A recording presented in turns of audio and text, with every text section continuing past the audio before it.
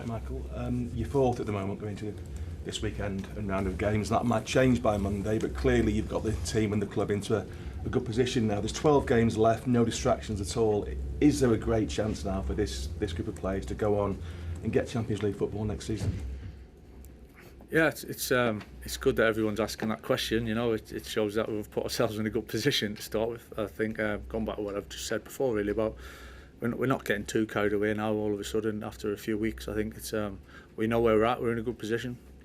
I'd still like to be in a better position, mind you, but we're in a good position and we're positive. I think we should be. You know, I think there's a lot of good things to take and look forward to, really. But then again, it's up to us and putting it into play, really. And yeah, it's possible. It's up to us to take the opportunity. It's been 2 years since this club was in the Champions League. That feels like too long for a club of this size and magnitude. Yeah, of course, it's where we want to be. It's where we want to be. You know, we've had success in this competition before and some great experiences in this competition, and for all sorts of different reasons, it's where we want to be. So it's definitely what we're pushing for. Stephen and then Pete. Hi Michael, pardon me. You've been a very visible presence at academy games over the last month or so.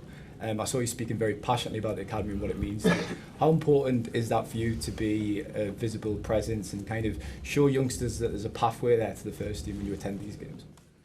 Yeah, it's massively important to me. I think a little bit on my upbringing as well. You know, I came through at West Ham and with Harry as manager at the time and Frank's assistant manager, and there was a big part of that was pathways to the first team and a connection with the first team.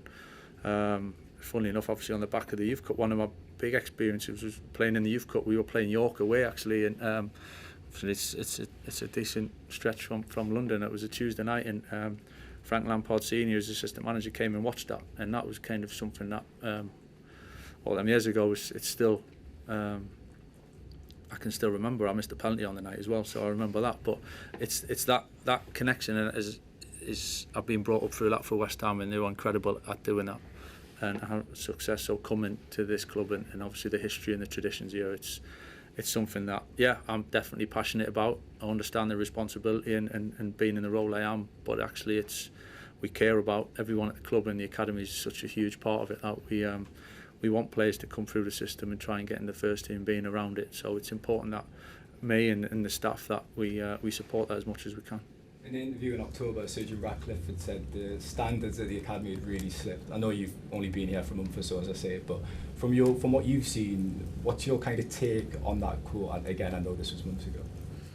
Yeah, no, it's not so much take on the quote. I think I've seen the work the academy does. I mean, my son's been here since he was 7 years old, and I've seen it, and nothing but positive things to say. You know, the experience that he's had coming through, and that's as a parent, really. So that side of things is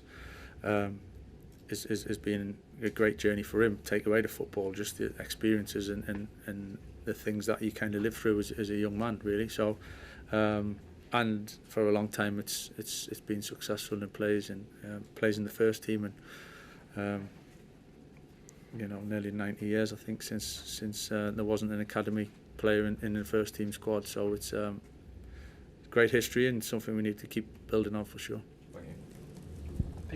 Hi Michael. How do you feel your coaching setup is working? You've got the mix of experience in Steve Holland and younger coaches in Johnny Evans and Jonathan Woodgate. What are they bringing to the table individually? Yeah, all bring something different, which is kind of the ideal scenario, really. You know, and different personalities, different experiences.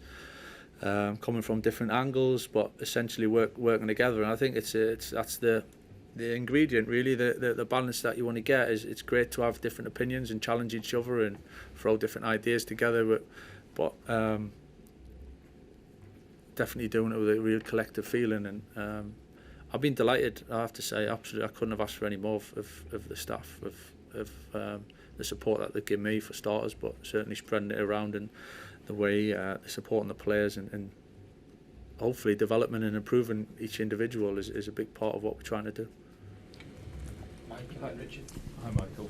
How important has Casemiro been over this run of results, not just on the pitch, but maybe the kind of standards set in training, and is that going to be very difficult to replace that kind of level of that example that he showed.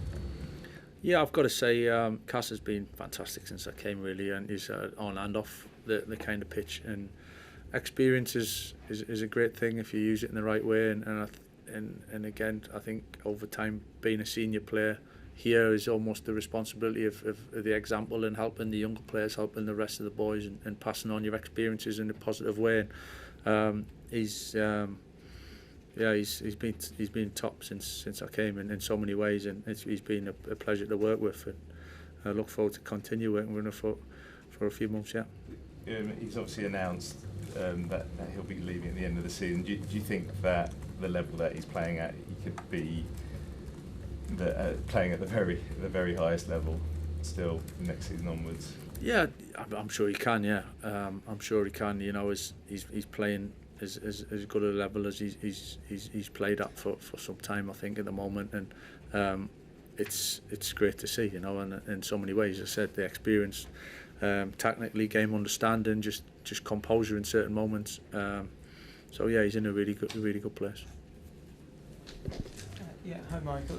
Also on Casemiro, I mean, you've obviously played in that position yourself, sort of at the base of the midfield for United. What are the qualities the club might have to look for whoever replaces him? Yeah, well, listen, it's an important position. I think, I'm not being biased, obviously, as being in midfield, but I think it is an important position to try and tie everything together, and you've connected to the whole team. So it's, and that's sometimes emotionally, a little bit mentally, and showing that composure and understanding of the game a little bit. And Cass has had a big influence within the group on that. So something we're fully aware of and moving forward for sure. Catherine. Hi Michael. You mentioned in your book that David Moyes struggled to adapt to a club like Manchester United. He brought in more running, and the players didn't take well to everything that he had did. Has your experience of Moyes' introduction to a new group of players, has that framed your way of managing now in your career? I think every manager that I've played under, I've taken something from. A lot of respect for David, and the career he's had is incredible. You know, to be at the top level for such a long time is I fully respect that, and he's a good man. So I'm not surprised by the fact that he's gone back to Everton and done so well again. You know, so that's experience. You know, we're talking about Casemiro and the experience he brings. I think I'm obviously in this position for a short period of time, but I think experience being around football for a long time, you take positives, you take some things that you might not do and you might improve on. That's the decisions that you take along the way, you know, and certainly I learned a lot from David. So not too much running in training? You got to run to play football. So Rich and then Jamie.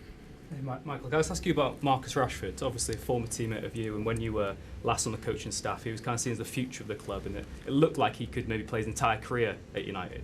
Do you find it a shame that he ever felt the need to leave Manchester United for that challenge? It's difficult to say, you know, because certain circumstances at certain times that kind of haven't been involved in, it's difficult for me to comment really. I think the fact he's come through the academy and had such a big impact here is a positive, and as a club he's had some really big moments and good moments, and I've shared some with him in the past, you know. So football throws up certain things, and obviously certain players, you can't stay here forever, and things happen. That's how it is, you know. Michael, Sir Jim Ratcliffe offered an apology publicly about his comments. Has he apologised to you and or the squad, or spoken to you and or the squad about this? Last time I've seen Jim was Arsenal, to be honest, and that's I'm fine with that. I don't think there's anything really in terms of constant communication from above that kind of my role that I need. I think my role is to kind of create the environment within a group and obviously lead in terms of the first team and beyond that. Obviously sitting here now and the supporters listening in, that's part of my role and I'm fully aware of that, but I don't necessarily need it from above to be constant. Your role is to lead, but something like this kind of undermines. You know, Sir Alex Ferguson was massive on everyone in a football club pulling together. Right, you'll know that far better than anyone in this room. So, it might have been helpful maybe if you sort of addressed this directly to the sort of very people who represent the club, which is yourself, you know, and obviously the players. So I just we're wondered- definitely all pulling together. I think being in around here and being in around stadiums in the last few weeks, and certainly in this environment quite closely, I think it's clear as you could ever be, is pulling together. So we're pretty strong as a group to 5-0 at Everton, it's not his fault, Sir James. I won't get that far ahead.